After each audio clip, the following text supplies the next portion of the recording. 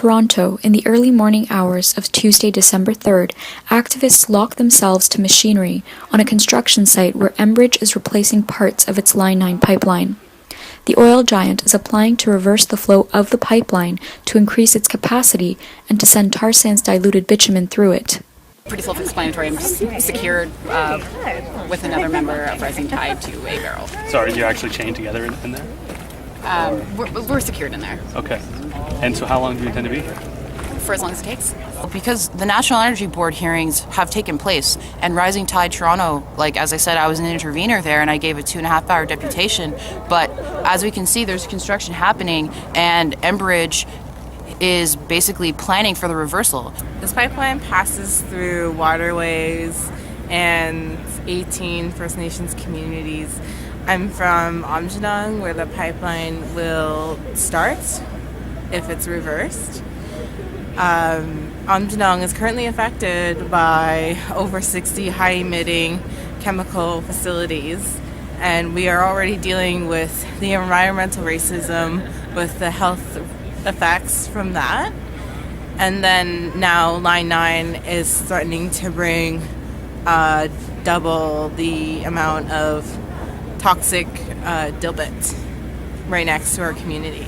The tar sands affects First Nations communities in Alberta who are also living on the front line and dealing with rare cancers and health risks. They are unable to hunt because their animals are drinking the poisonous water that the tar sands are leaking into the Athabasca River.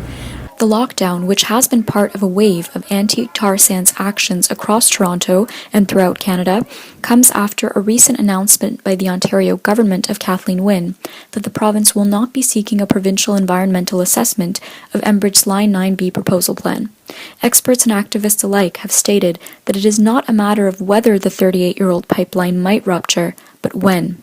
On the company's safety record, Enbridge's public affairs manager states, We've done extensive outreach and consultation with various people around the province and in Quebec on the safety measures of the pipeline. We hold regular emergency exercises with first responders and other stakeholders to ensure that the pipeline operates in a safe manner. And Enbridge has showed us that their pipelines are unable to flow this type of oil because they have a track record of like over 800 spills in 11 years. I think some communities are saying that even though there were meetings, they weren't really consultations, that folks came in and had a quick meeting, but that they don't consider that consultation. I consider what we've been doing consultation. We have sat down, we have gone through the project details. At the open houses, what we did is we had our subject matter experts come in from Calgary and Edmonton. We had videos.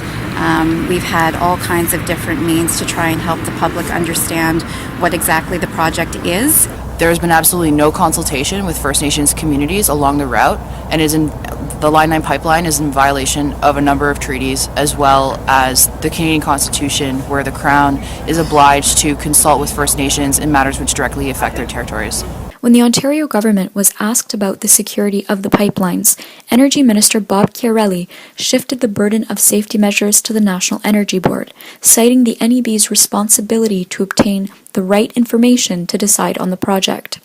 However, the NEB is expected to rubber stamp the Line 9B project due to the board's ties to big oil and its history of approving tar sands projects. Enormous. This is in context of the federal Conservatives' commitment to an aggressive resource development agenda, which is translated into 2 omnibus bills which have significantly weakened environmental legislation, among changes to various other policies. Changes which are, of course, favorable for industry. This sort of posturing of prioritizing corporate interests over the needs and wants of the people is really just the status quo. And I think that what's happening with the Harper government is they're just becoming more honest about it. And that means that, but ultimately I don't think that means that people are scared. I think that it means that people are feeling an increased sense of urgency and a fiery passion to rise up, because they understand that if they don't act now, it's going to be even worse. And I think that it's with this sense of urgency and this sense of responsibility that you see things like the Line 9 resistance and the resistance to the tar sands. I'm obligated to be here today as a treaty person to put my body on the line and honor the treaties that are outlined. And right now, Line 9 is in violation of the Canadian Constitution, and so I'm obligated as a Canadian citizen to be here today. And I think that it's a really crucial time because as this colonial infrastructure continues to develop and industrialization furthers itself, we see increased rates in cancer and birth defects and all of these adverse, health impacts in communities. And I think it's really hitting home for folks.